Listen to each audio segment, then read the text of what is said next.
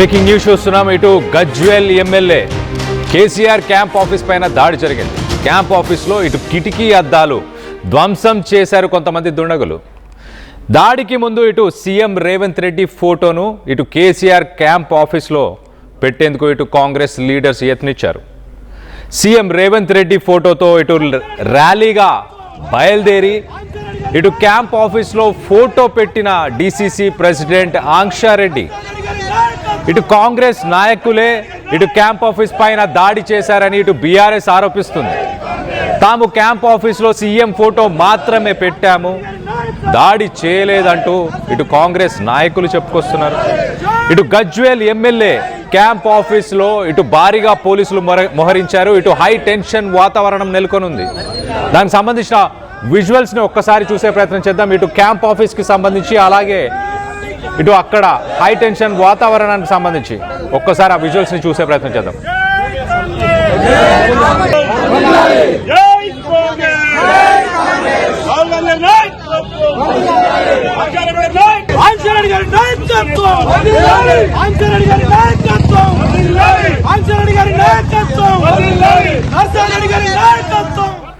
Right, ఇటు DCC president Ankshareddy ఇటు CM Revanth Reddy ఫోటోని తీసుకొని ఇటు కేసీఆర్కి సంబంధించిన క్యాంప్ ఆఫీస్, ఆ క్యాంప్ ఆఫీస్కి ఫోటోని తీసుకొని బయలుదేరారు. మరి ఫోటోని తీసుకొని వెళ్ళి అక్కడ ఫోటోని ప్లేస్ చేశామంటూ ఇటు కాంగ్రెస్ నాయకులు చెప్తున్నారు. కానీ అక్కడ మరి ఆ క్యాంప్ ఆఫీస్ ధ్వంసం చేసిన దుండగులు ఎవరు? అసలు క్యాంప్ ఆఫీస్లో ఇటు కేసీఆర్కి సంబంధించిన క్యాంప్ ఆఫీస్లో సీఎం రేవంత్ రెడ్డి ఫోటో ఉండొచ్చా, ఉండాలా, అది ప్రోటోకాలా, ఏం చెప్తుంది?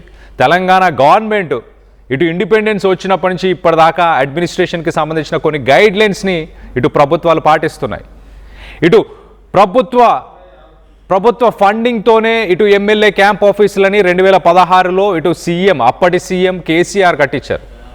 ఆ క్యాంప్ ఆఫీస్ అంటే ప్రభుత్వ ఫండింగ్తో కట్టిన క్యాంప్ ఆఫీసులు కాబట్టి దాంట్లో ఇటు ప్రధానమంత్రి ఫోటో, ఇటు గాంధీ ఫోటో, బిఆర్ అంబేద్కర్ ఫోటో, అలాగే ప్రెసిడెంట్ ఫోటో, అలాగే చీఫ్ మినిస్టర్ ఫోటో, ఆ రాష్ట్రానికి సంబంధించిన చీఫ్ మినిస్టర్ ఫోటో, ఇలా వీళ్ళందరి ఫొటోస్ పెట్టాలంటూ ఇటు అడ్మినిస్ట్రేషన్కి సంబంధించిన గైడ్లైన్స్ చెప్పుకొస్తున్నాయి.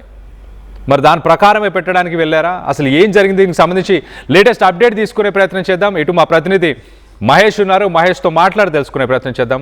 మహేష్, చెప్పండి, ఏం జరిగింది అసలు? దాడికి అసలు దుండగులు ఎవరు పాల్గొన్నారు, దాంట్లో అసలు ఏం జరిగింది?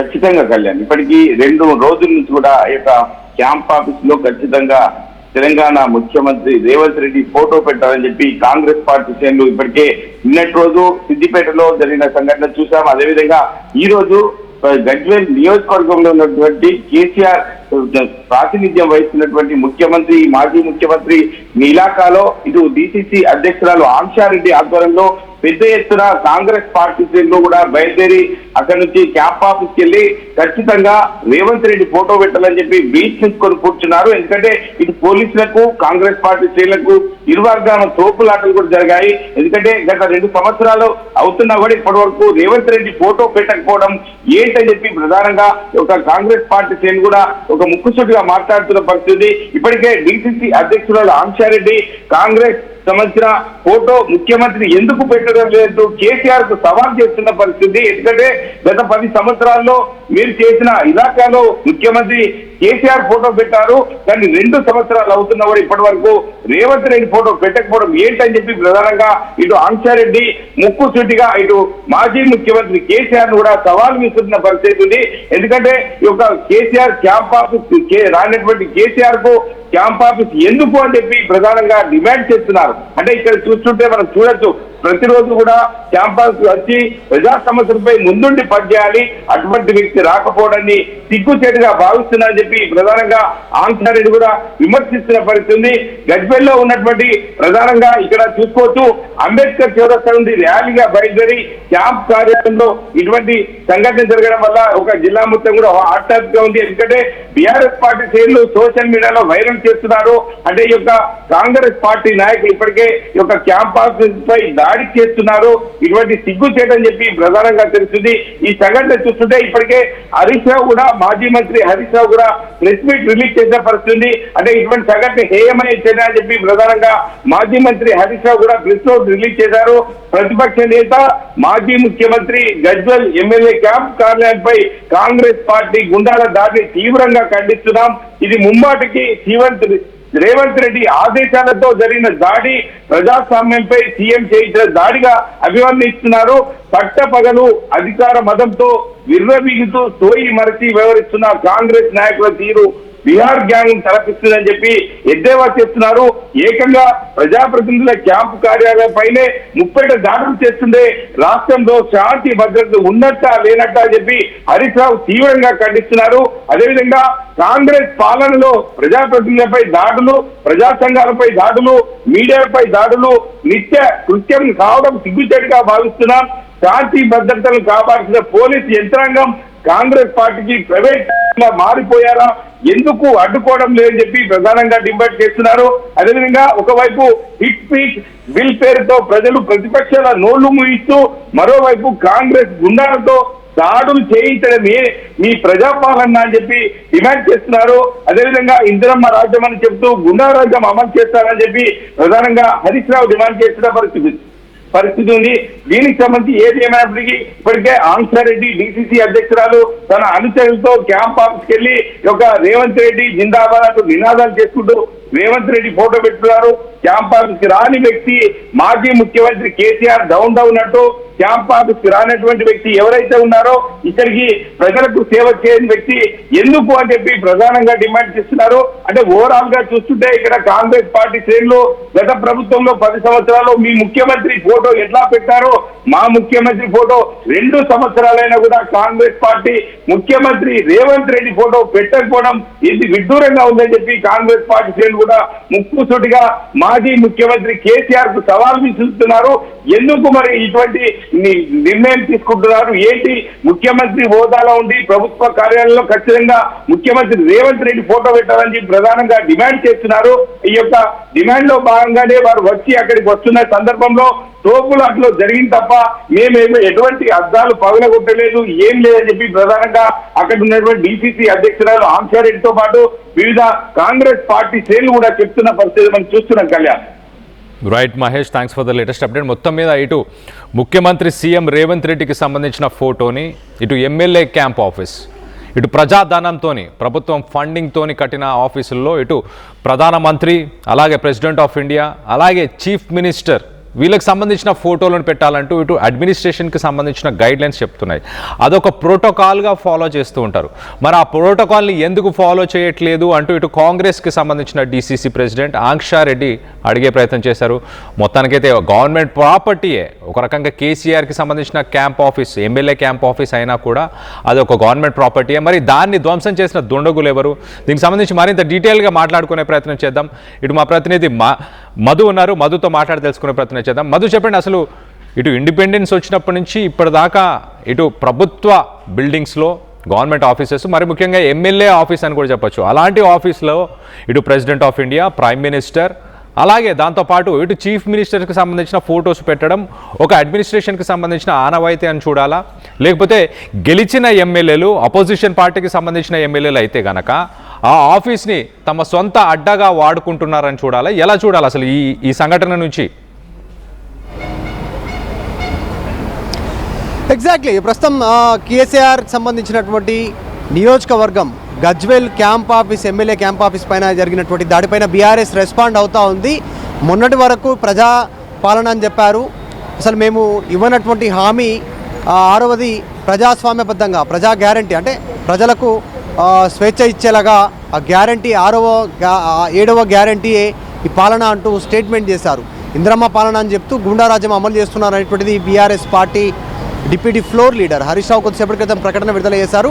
స్వయంగా రాష్ట్రాన్ని తీసుకొచ్చి రాష్ట్ర ముఖ్యమంత్రిగా 10 ఏళ్ళు పనిచేసినటువంటి ఎమ్మెల్యే అయినటువంటి కేసీఆర్ క్యాంపు పైన ఈ రకంగా దాడి జరిగితే ఇక మిగతా ప్రాంతాల్లో ఎలా ఉంది పాలన అనేటువంటిది రిఫ్లెక్ట్ అవుతూ ఉంది. ఇది ముఖ్యమంత్రి ఆదేశాలతోటే ఈ దాడి జరిగింది అనేటువంటిది భావిస్తూ ఉన్నాం. ముఖ్యమంత్రి, మంత్రులు ఇతర రాష్ట్రాల్లో పర్యటిస్తూ పాలనను గాలికి వదిలేశారు. సో ప్రస్తుతం ఈ దాడికి సంబంధించిన విషయంపైన కాంగ్రెస్ రెస్పాండ్ కావాలి.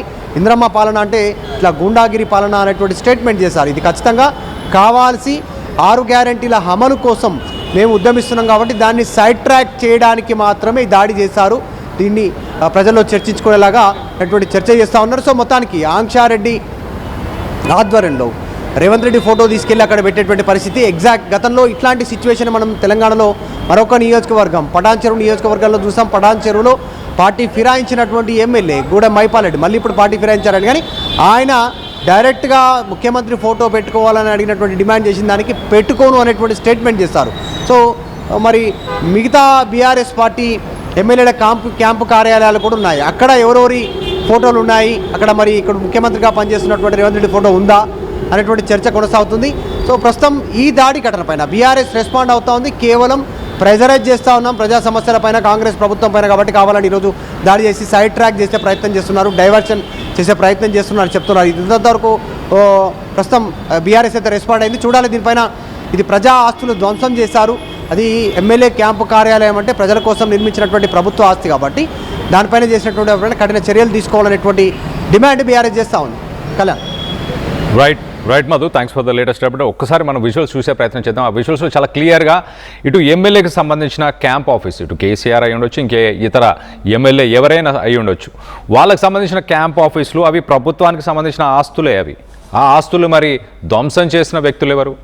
ప్రతి ఎమ్మెల్యే క్యాంప్ ఆఫీస్లో ఇటు మనకి ఇండిపెండెన్స్ వచ్చినప్పటి నుంచి ఇప్పటిదాకా ఇటు ప్రెసిడెంట్ ఆఫ్ ఇండియా, అలాగే ప్రైమ్ మినిస్టర్, దాంతోపాటు రాష్ట్రానికి సంబంధించిన చీఫ్ మినిస్టర్ల ఫోటోలను పెట్టడం, ఇటు అడ్మినిస్ట్రేషన్కి సంబంధించిన గైడ్ లైన్స్లో అది ఒక ప్రోటోకాల్గా పాటిస్తూ వస్తున్నారు. మరి 2016లో ఇటు ప్రభుత్వ ధనంతో, ఇటు ప్రజాధనంతోనే, ఇటు ప్రజలకు సంబంధించిన డబ్బులతోనే ఈ ఎమ్మెల్యే పార్టీ ఆఫీసెస్ని నిర్మించారు. 2016లో ఫస్ట్ బ్యాచ్ అని చెప్పొచ్చు.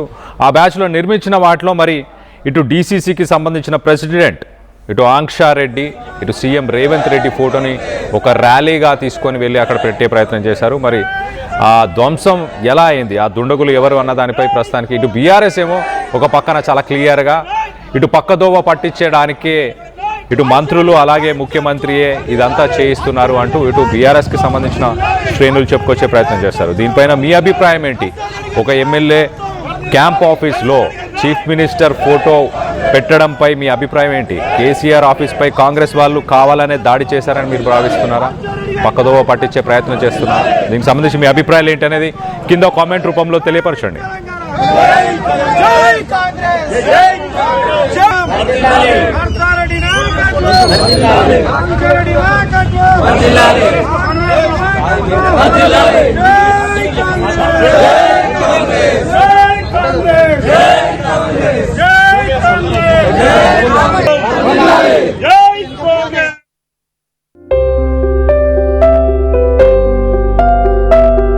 చిన్న చిన్న ఆనందాలు 35 ఏళ్లుగా నా జీవితంలో లేవు.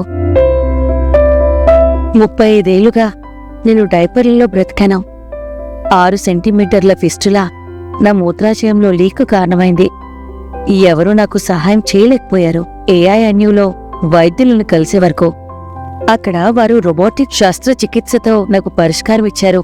వారు నా ఆత్మవిశ్వాసాన్ని కూడా తిరిగిచ్చారు. Precision care makes it possible. The Center for Robotic Surgery at AINU